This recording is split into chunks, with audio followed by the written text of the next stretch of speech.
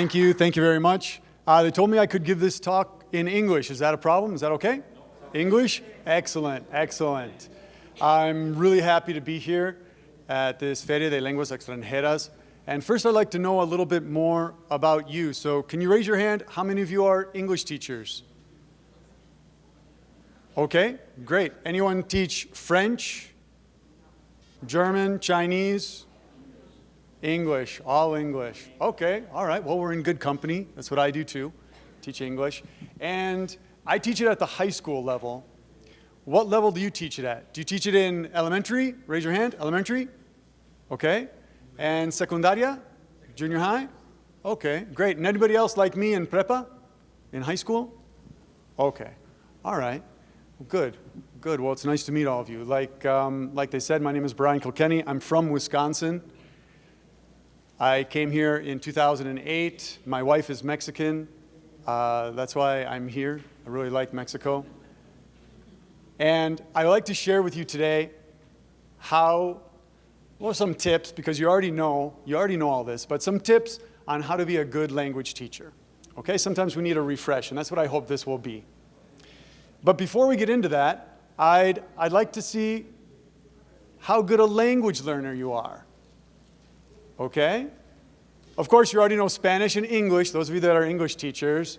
So let's see how good of a language learner you are. Because at the end of the day, that's what we're doing. We're teaching and we're working with students who are language learners. But we have to kind of put ourselves in their shoes a little bit. So I have some questions for you. Would you like to participate? You ready to participate? Yes. Okay, great. So first, how many foreign languages can you greet someone in? And I'd like you to practice with the person sitting next to you. How many could you say?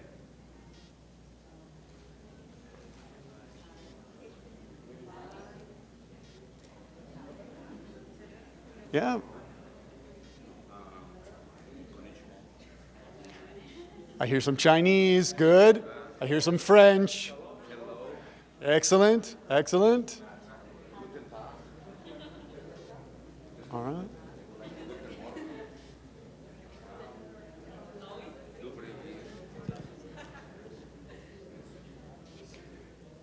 Great, great. I want you to remember that number. Remember that number, because we're going to add up these things at the end. How many languages? 3, 5, 6. Remember that number, please. The next one, I'd like you to learn these words in Samoan. Hopefully these are new for everyone. Take a moment, take a look at them. Learn these words.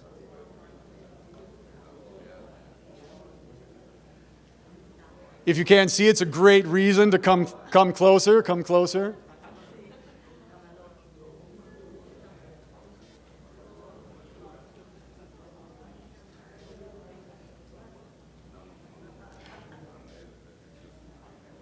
All right, now it's not fair to take pictures or to write these down.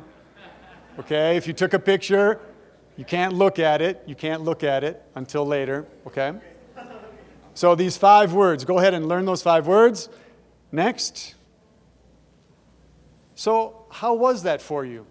Was that task easy, difficult? Was it too hard? You didn't even try? You're like, I'm not learning those words. Okay? Think about it. And I want you to remember your answer to this one. Was it A, B, C, or D? Okay? Good. C. Yeah, they're all kind of similar, right? Okay.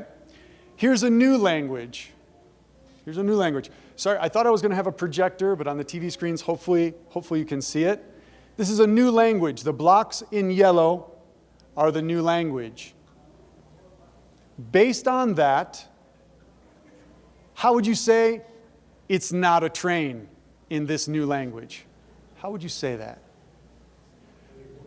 You don't have to say your answer, but kind of think. Is it A? Is it B? Is it C? Or I have no clue. I don't know.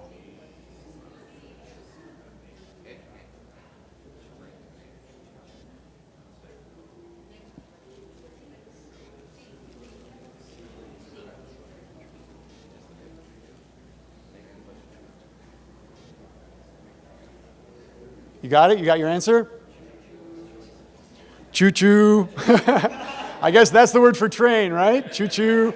Okay, we got that. Just have to figure out the rest. Good. Next one. Different language. What's the missing word?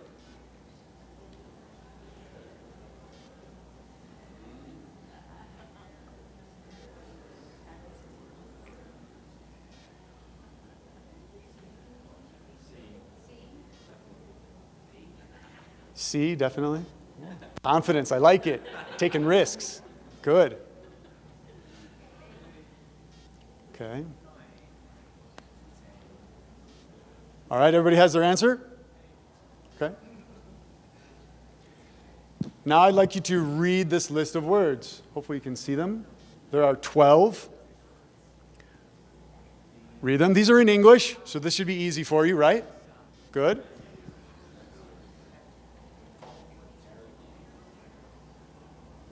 Remember, if it's hard to see, come closer. There's lots of seats here in the front.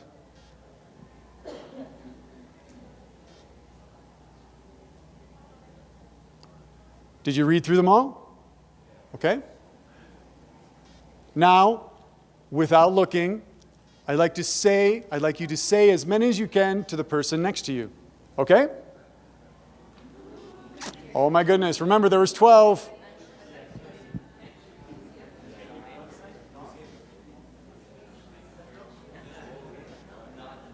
Four or five? Okay. 4 or 5's okay.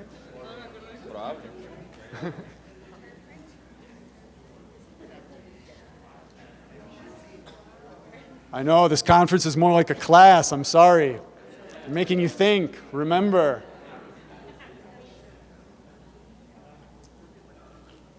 Okay? Remember how many you said. Okay? Whether it was 4, 5, 6, 8. Great.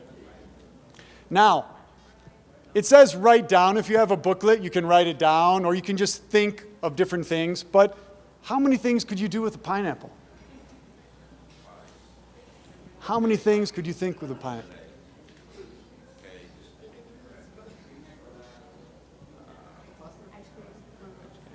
Pineapple ice cream? Well, why not, right? Why not? Might not taste good, but it's an option. Yogurt? Okay. Nice. You only have 1 minute.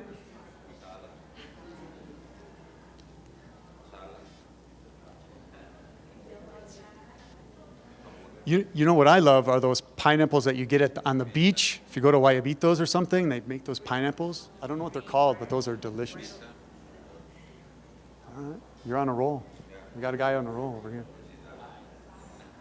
Okay, ready? Keep the notebook out because the next one too is about writing things down. Okay? Ready? Time. Here's the next one. Write down all the reasons you can think of to learn Eskimo. And I'm sure that's really not their language, but just play along with me, okay? Reasons to learn Eskimo.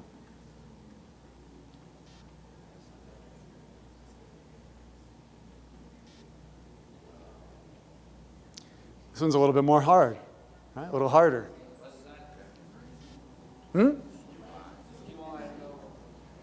Eskimo up in the North Pole where Santa Claus lives. Eskimos, the people who live in igloos. Up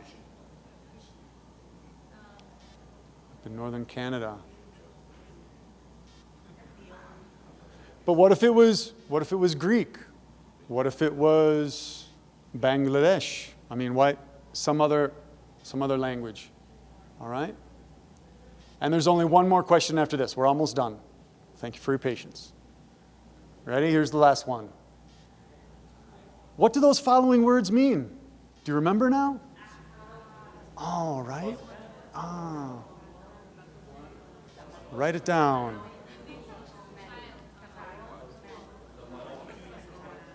What do the following words mean in Samoan?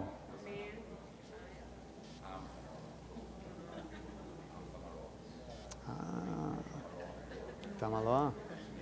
Man, good job. Ready?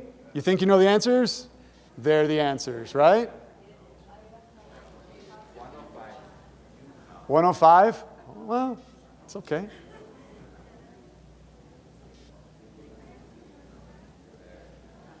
Great. Great.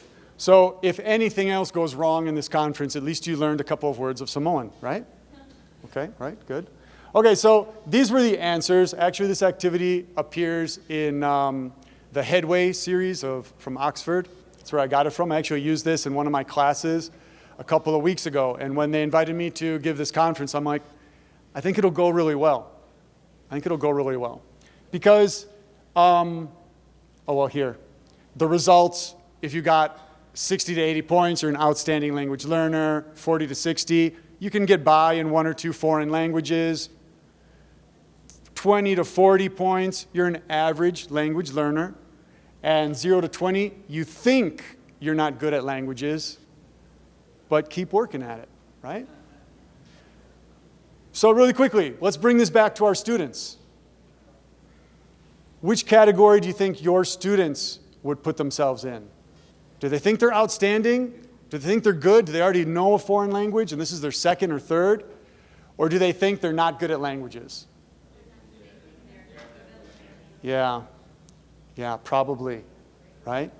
But it's you think. It's not that you are. It's that perception. It's the same thing we have sometimes with math. Oh, I'm not good at math. Well, through dedication, with hard work, we can learn it. And they can learn it. And they can learn languages. So I liked this little quiz because it's talking about the reasons for the pineapple, things you can do with a pineapple. That shows what? What was that kind of testing you? Vocabulary, maybe, but even if it was in Spanish, it doesn't matter. You don't know the language. It's knowledge, okay, some knowledge, but I was thinking like maybe creativity as well. Like what could we do with a pineapple? Let's be creative. What about some of the answers of those questions with the new language? Let me go back to it really quick. Oops. All right, first, this one. Did you find learning those words difficult, easy? That's the first thing, right? What is their perception of how they learn? The next one, what are we looking for here in this question? Patterns. We're looking for patterns, language patterns. Okay, we have to help our students find those language patterns. Whoops. This one. I like this one because it's kind of nonsense, right? Shakespeare is one of the world's greatest writers. If you can kind of cross your eyes, you can kind of see that, right? But here, it's a little bit of risk-taking. I'm going to guess. I think it's this teacher. Okay? I think a good language learner, besides being creative, has to try to put themselves out there. You have to try to produce the language, which is sometimes something we have difficulty with in our students, I think. Read the list of words and then say it with a partner. Here we got memory. Okay, memorizing vocabulary. Creativity, we already said. Or past knowledge, like some of you said. That was good. And here, well, what are the reasons why? Why do I have to learn English? Why do I have to learn French? Why should I? Or German or Chinese? Okay? What's my reality? What's the logic behind it? I think we have to talk about these things with our students. Okay? So that's kind of the reason I wanted to do this, because I think it was really cool, and it kind of goes together with the whole Recrea Academy. Because if we want to recreate the educational system, we have to, I think, start with ourselves. So how can we recreate teachers? And then from there, how can we recreate our classroom? And then maybe the school and the curriculum and other things that our bosses have to worry about, right? That we don't have so much control over. But we do have control over ourselves and our classroom. And I think that's something we can work on, okay? Because this is it's a great idea. education, we have to evolve. And so as teachers, we have to evolve. So I'm going to share with you a couple of tips from my experience on how to be a language teacher, okay? Oops, there we go. And the first one, I think, is to be enthusiastic, all right? Whatever we're going to be doing in the classroom, I think that state of mind of being ready to interact and to be positive and show some energy in front of the group, I think that's very important. How can we do that? Well, I think we have to include in our lessons things that are interesting for us, first of all. Because if we're interested in it, maybe we can communicate that to our younger students. Okay? Now, I'm sure you're going to say, yeah, but I like the Bee Gees, and my students don't like the Bee Gees. Okay? I put these songs on, and they go to sleep. All right, I understand it. Get it. Okay, so play a little clip of the Bee Gees, and then play something that you think they're going to like. Okay? Get ideas from your kids. Get ideas in the playground or in the halls, what you hear them listening to. Okay? But I think if we can make our classes, if we can include little bits of topics, music, current events, whatever you think they might be interested in, it's going to keep them more interested in the class, and the class is going to be better. All right? Interested students are students that are going to learn. And we have to make it fun as well. We have to try to make our classes fun. I've had bosses in the past that say, no, I don't want them to take English as like that easy class, as the La materia barco, no, that everybody passes and everybody gets 90s and 100s in because it's so easy. I want them to learn. I want them to work. I want them to really pay attention. And I'm like, no, I don't agree. I mean, maybe, I don't know if you guys agree or not, but I think if we make it interesting, if we make it fun, if we can get them to produce the language, they're learning. Okay? So that's my idea. And being enthusiastic, touching this topic of emotions is super important now more than ever. During the pandemic, a lot of kids had a very bad time at home. Okay? Very bad time. And emotional intelligence is becoming much more important at every level, including our level. We have to take care of ourselves. Okay? So there's this acronym. It's called RULER. This is from Yale University. They have a Center of Emotional Intelligence. And they use this acronym on how to teach teachers to recognize emotions and to be more involved in emotional intelligence. Because of bullying, because of suicides, because of abuses, this is important. And so first, we have to be able to recognize the emotion that we feel in ourselves and the emotions in others. It's super important. And then the next one is, well, why? Why do I feel that way? God, I'm angry, or I'm anxious, or I'm sad, or I'm upset. Okay, Brian, why? Oh, it's because my daughter did badly on her last exam. It's because I had a fight with my wife. It's because I have bills to pay. Whatever. We have to kind of take a moment to center ourselves before we get in front of that class. And we just say, all right, yeah, that's true. It's not going to go away, but I can't do anything about it right now. Right now, where do I need to be? I need to be energetic. I need to be positive. I need to be friendly so I can communicate with my class and my students. All right? So this is how I feel. I recognize I'm angry. Why? Okay, it's because of this. What exactly is it? What kind of anger? There's so many words we can use to describe anger, right? Am I furious? Am I just upset? Am I pissed off? Am I angry? Okay? So really label it, because there's a lot of gray area.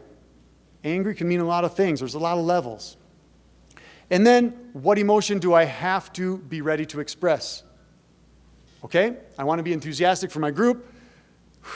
Breathe. That's the best technique there is. And then try to be enthusiastic. And put everything else to the side for a while. All right? You'll deal with those things later. And that's how you're going to be able to try to regulate your emotions. And this is something we have to teach our kids to do as well. All right? Because they don't know. They don't know how to regulate themselves. So first, how are you feeling? Okay? Why are you feeling that way? How do you need to feel to be in class and to be ready to learn? Okay, I need you to make that switch. And with practice, they're going to get better regulating their emotions. Okay, it's actually something that Yale calls a meta moment. The meta moment is I'm angry, I'm pissed off, and my student comes up to me and complains about the book. How am I supposed to react? Do I explode on him? That's sometimes what we do, right? But how am I supposed to? What's the best way to interact with him in that moment? All right? That's what that meta moment is. So I want to take a little pause and tell you about this because I think it's very important. And it goes along with being enthusiastic and being that state of mind that we need to be in. Oops. All right? The next one, my next suggestion is we have to mix it up. We have to mix up. How long are your classes? How long do you have classes with your students? 50 minutes? 45?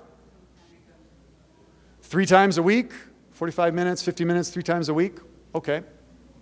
So here, in those 45 minutes, 50 minutes, we have to mix it up. We can't have them read for that whole time. You're going to lose them. You guys know this, right? So some suggestions, different activities. Let's work on some different skills, okay? Reading and then speaking, listening and then writing. Most of the textbooks that we use include some of those, but if you can add more in, add more in. Also, different resources. We have the textbook, but that's not the only resource we have. Don't make them bury their noses there, okay? We have to play music, use video clips, use applications, okay? Use their telephone. Whatever resource you think you can, try to vary it. You should try to have 3 different resources in every class, okay? 3 different activities. If you have 45 minutes, divide it up into 10 to 15 minutes, 10 to 15 minutes, 10 to 15 minutes, right? And the other one, different interactions. Is it teacher to the student? Is it just the student thinking and answering an exercise? Is it in pair work, small groups, whole class discussion? Also try to vary those interactions. I think it's very important. There's some of them like think, pair, share, right? Where first you think about it, and you share with a partner, and then you and your partner make another group, and now we're a group of 4. You can build on those things, okay? There's different techniques that you can use to change the different ways of interactions. I know we all have different, setups in our classroom, okay? In my classroom, the chairs move, they're on wheels. So it's really nice because I can put them in a circle, I can put them in teams of 4. After the team of 4, I can say break up and form new teams. And they can do that pretty easily. You're going to have to be creative and figure out how you can get them to move around a little bit. But please do it. I think sometimes we try it, it gets crazy, and we're like, no, I'm not going to do that again. I just lost control for like 5 to 10 minutes, and I don't know how to get back. All right? Little by little, try to train them, and it's going to get them excited, and they're gonna want to participate more. So mix it up. That's the big thing. Another suggestion is make it real. We have to make things real. We have to include that this is for real life. The whole idea of studying a language, learning a language, is to use it at some point. Now that might not make too much sense to a 4th grader. Hopefully in junior high it's a little bit clearer, and definitely where I'm at in high school, because they need it to maybe go on exchange programs. They're going to need it to find a job later on. It helps them communicate with their video game buddies, right? That they're, whatever you think they're interested in, and try to link it to that. Link it to that. Because I understand for a 4th grader, you need this in 20 years when you're looking for a job. Yeah, whatever, teacher. I'll learn it in 15 years from now. Okay? So really try to make it real. Here I have relate everything to real life situations. Try to use video clips from series or movies, people using the language. Look how they used it. Show them how to use it. A lot of this goes with, using munis, the kinesthetic reading. Hi, I'm Brian, how are you? That whole movement of the handshake helps them remember the greeting. I don't know. Okay, have them hunch up their shoulders when they're asking questions. What movie did you like? Okay, some kind of a movement will help them remember. You guys know this, but show them how it can be used in role plays, in skits, maybe in a video, like I said. And then ask them also when they're done. Okay, so where or how would you use this? Where or how could you use this new vocabulary we just talked about, or this new grammar structure? Okay? So that they can kind of say, oh, I can use it when I talk to my friends playing video games, or I can use it when I talk to my uncle from the United States. I can tell him in the past tense what I did yesterday. Okay? But try to get them to internalize it so that the language becomes more important to them. One of the last ones is get them to work. We have to get that squirrel running. We have to make sure that they're really internalizing and learning this, what we're teaching them. So obviously, the editorials are doing a great job. We have textbooks, we have online resources. There's a lot of things on the internet. Remember that they have smartphones, okay? I use them because I'm in high school. I'm at the high school level. In elementary, I don't know if I would use them, okay? That's completely up to you guys, all right? But different applications, games, projects, think about how you can get them to use the language somehow, because all of this is about practicing and then producing the language, okay? Now there's no, golden key. I'm not going to give you the answer to the big question, how to make sure your students learn. We all are in different environments. We're at different levels. But think about these things, and where you can, try to incorporate them. Here are a couple of the apps that I use. I use WhatsApp with my students. Right away at the beginning of the school year, I give them my phone number. We create a group. Again, this is my experience. Take what you can. And in WhatsApp, I have them, it's not just for communication. It's not just sending them files. It's having them record, maybe create a dialogue. All right, record the dialogue with your partner, record it and send me the audio on WhatsApp. So they send me audios. And then I can listen to them and I can send them a little bit of feedback. I can send them audio feedback. So they're speaking and listening. Okay? Once I had an activity on phrasal verbs. And I forget exactly what phrasal verbs, but I'm like, all right, you're going to act out the phrasal verb, and you're going to take a picture of it and send me the picture with the name of the phrasal verb through WhatsApp. Okay?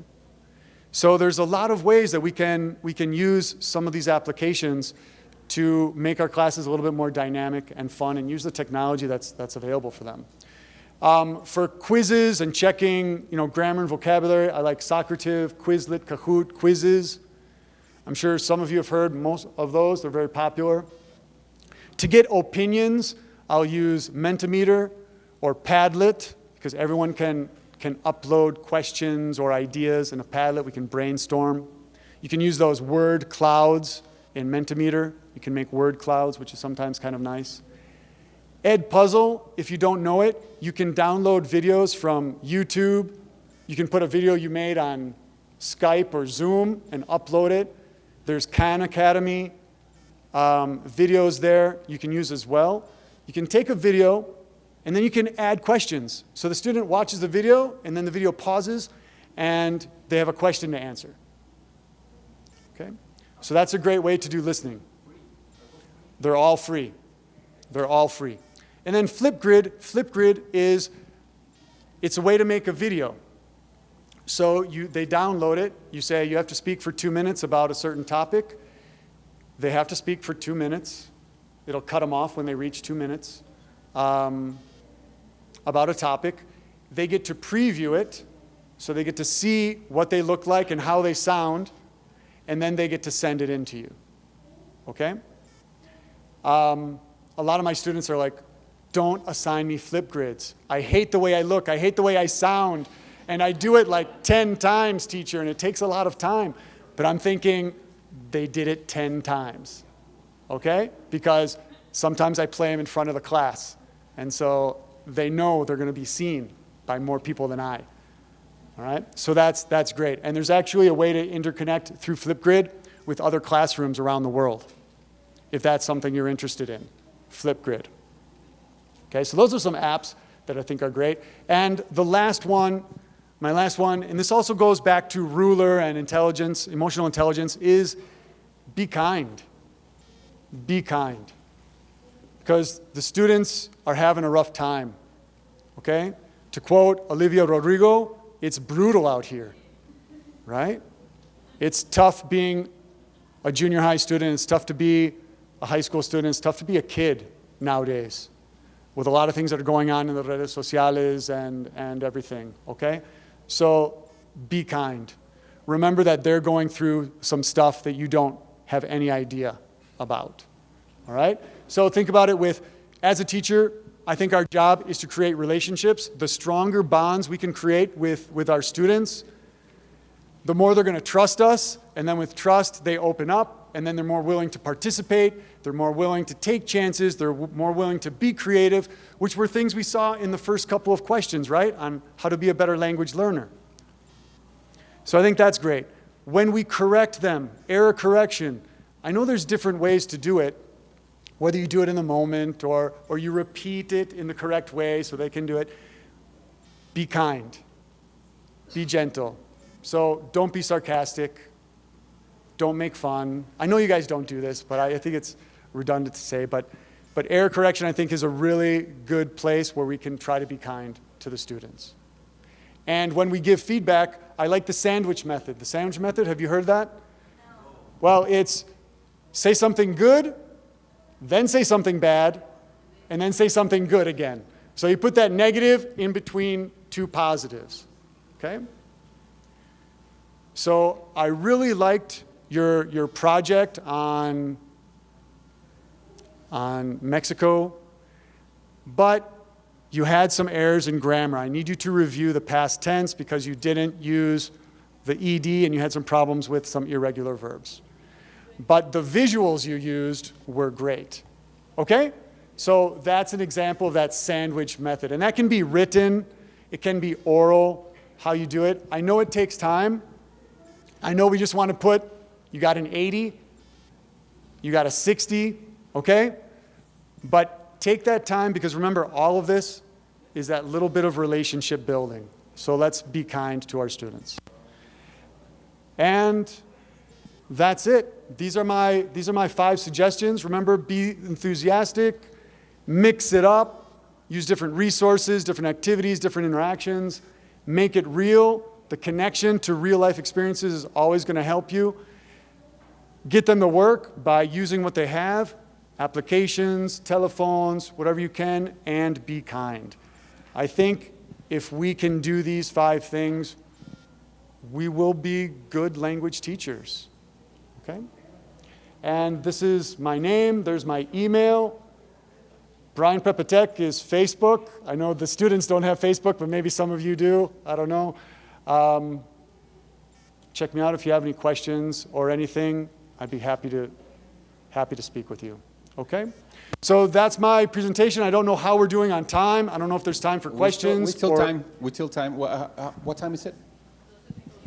Oh yeah, we got time. Anybody has a question? I mean, he's here. He's not virtual. He's in person. So if you have any questions, please raise your hands and we'll give you the opportunity.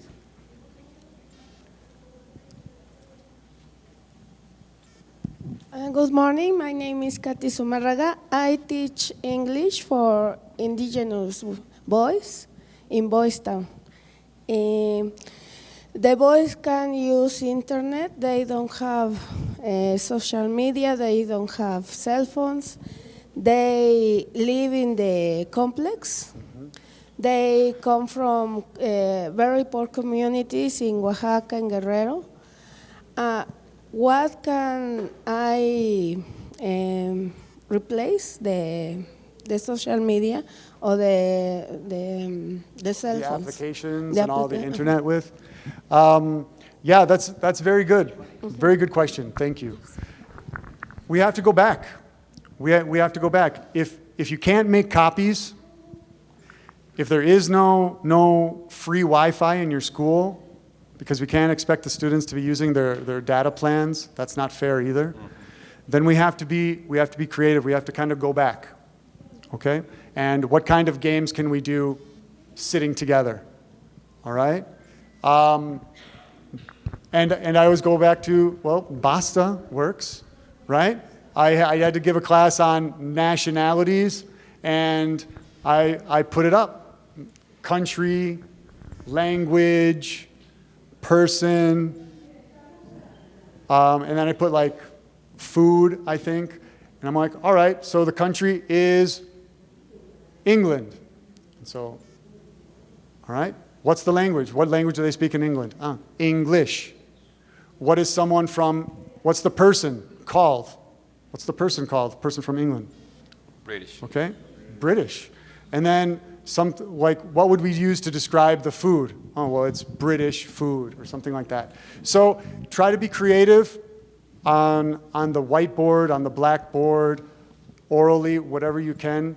Try to be creative. Try to use the games. The idea, the applications and things make it easier, but you can still do those things. I can still have them act out phrasal verbs. I can still have them create dialogues and speak to each other in the classroom, okay? I just might have to monitor more. Okay, hey, tell me yours. Okay, really quickly, let me hear your dialogue. Okay, that sounds good. Come over here. What was your dialogue? All right. So those things we can still do in the classroom. Social media just sometimes lets me listen to them in my office and give feedback, but that's my answer. I hope it helps. Thank you. Thank you. Thank you very much. We have a question here front. Well, I'm Angel from San Juan de los Lagos, and my question is how teachers can support each other in order to have like a red when we can communicate. Absolutely, that's I think it's a situation that is happening here in Jalisco. Yesterday they were talking that they didn't get some information that some person give to others, but also I'm just focusing on the support of teachers, first local and then probably in the state, right? What do you recommend to have a support of each other, to know each other? Okay, thank you, Angel. I can answer half of sure. it, only Okay, half. go ahead. You answer the other half. La Secretaría de Educación is like an onion. We have lots of levels, lots of layers. And when I send information, I have to send it to my boss. He send it to another director to the supervisor, to the jefe de sector, whatever. And you finally get that information. And if some supervisor or jefe de sector don't see this is not relevant, he will sit on it. He will not send it. And then you come here and say like, I didn't get that invitation, I didn't get that information, I send it out. But since we have so many levels, so many layers like an onion, I don't know where that information, at what stage the information is lost in the way. So what I would recommend, I don't know what he's going to say, but what I recommend is that maybe form a group of English teachers of the state of Jalisco, regardless if you teach elementary, secondary school, high school, and share this information, share information about other events, la FIT, Feria Internacional de Idiomas, us, Or even, for example, he was sharing some apps that he uses, and I said, oh, mira, I never heard of that one. So that's the kind of information that you can share if you guys organize yourselves. Yeah, I think a lot of the problem is bureaucracy. Bureaucracy. Right? That's- Bureaucracy. So it has to pass through several levels. Yeah. We have to take this into our own hands. So first, I would say, have good communication with the teachers in your school. First of all, form a WhatsApp group, okay, or have a monthly meeting, okay, where you can kind of share some experiences, what you're going through, how to help each other, because I think it's important for our mental health. Like I mentioned, emotional intelligence is super important, and so we need to feel that support system. And the best way is with people that we can touch, right? So the people at your school. After that, I would go bigger and see if you can include more teachers from other schools around you. Maybe or a possibly Facebook like the group. city or at the state level. And I think there are some Facebook groups or other groups. I don't quite like those so much because everybody just puts up stuff. Okay, there's not a lot of that emotional connection, which is I think what you're talking about, right? That there's support and sharing ideas. Coming to events like this, though, is one way to do that.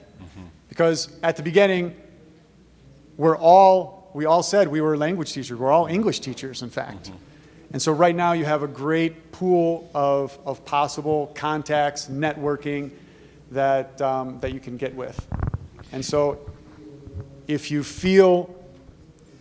meet someone here and you like them, get their contact information, exchange phone numbers, and create those small little WhatsApp groups.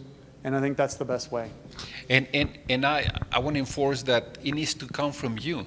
Because if I organize a Facebook group, you're going to be asking me, hey, when are you going to pay me? Or, págame, ya págame. There is a hashtag, ya págame. And you're going to see me as Secretaría de Educación. You're not going to see me as an English teacher. So I think it's important that you organize yourself.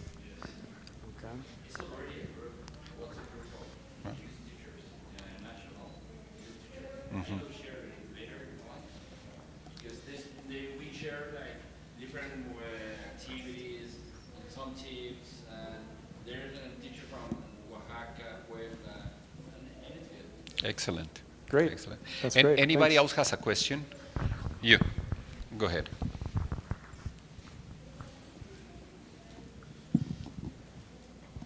Thank you. I have like a 45 students per group in my secondary school. And sometimes it's difficult to get the classroom management because there's a lot of students. I try to make like a interactive class and make different teams, and they practice like conversations. But sometimes it's difficult to get that control. What do you recommend to us to have a good management of the group? I would assign specific roles to students. I've worked in collaborative learning, and in collaborative learning, at the beginning of the class, you can create base groups. So I think if you have 45 students, I would try to make base groups of maybe 5 students, okay? And then each person in that group has a specific role, a specific responsibility that they have to do, okay? And so when you do those interactive classes, you put them in the same group, and you can keep those groups for a period of time, maybe a semester, maybe a month, and then you can change them. You can always change, right? But start them out, see how they work. Say, we're going to do this for a month, and then we'll see. But assign them specific roles, okay? This person is in charge of giving instructions. This person is in charge of recording, like the secretary. This person is in charge of maintaining order in the group and keeping them on task. This person is in charge of timekeeping, okay? Whatever activity you're going to do, try to assign specific roles, and at the end of the activity, you give them a little group evaluation. Did everyone do their job? Okay? Did Tony give the instructions in a clear way? Did he talk to everyone? Okay, yes, check. Did so-and-so keep the time and say, oh, 1 more minute, and we have to present to the teacher, okay? So that would be my suggestion. Put them into groups, but then assign specific roles, even for attendance, for communicating within the group if they're working on a project. Assign specific roles and hold them accountable, all right? And that accountability, there's a lot of ways you can do it. You can keep them accountable within the group, that they evaluate each other, and it's part of their grade. I wouldn't start like that. I would start just by getting the information, having them kind of talk to each other to make sure everybody's participating. But if you need to, at the end result, I guess we can always link it to a grade. All right? I hope that's a good idea for you. Anyone over here? I hope I'm not ignoring you. I'll give you mine. I was thinking about the self-confidence that we need to share with the students, because I don't have a lot of experience in big groups, but I teach some English to my niece and my nephew. But even that we are related, they are like really nervous of talking out loud the English. They don't like talking. They prefer writing or just reading. And I'm gonna ask you what you will recommend about make them feel comfortable speaking. Okay. What I would do is, I think it's important to role play. I think role playing is a great way to get people to speak, because now you're not my niece. Now you're the waiter or the waitress, and I'm going to be the customer. What are you going to say? Okay?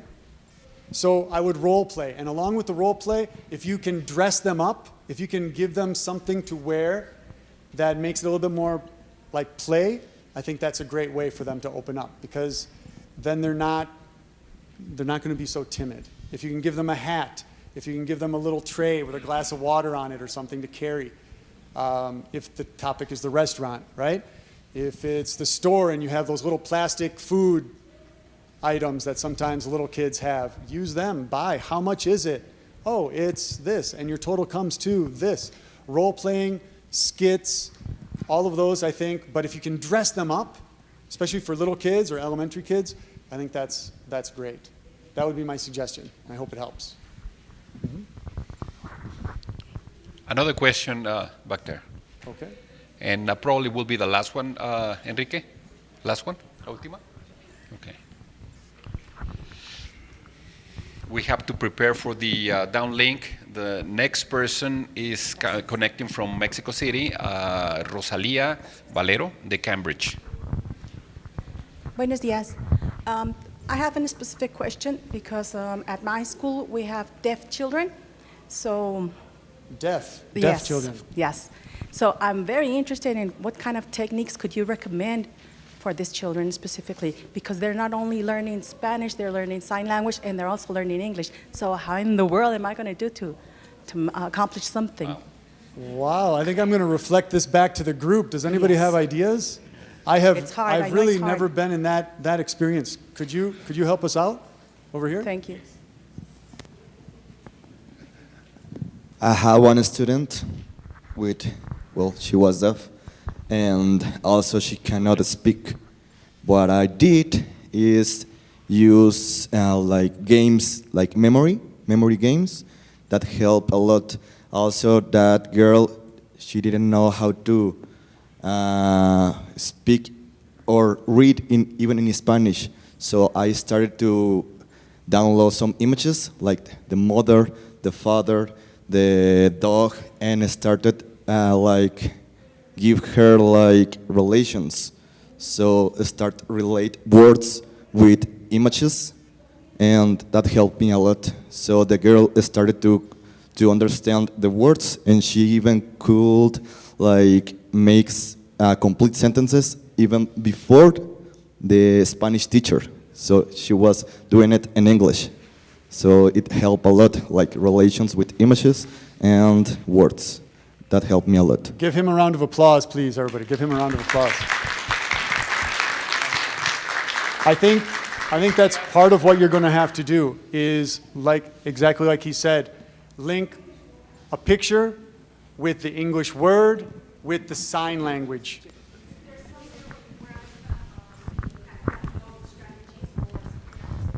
He has another suggestion here. Maybe, I'm not sure.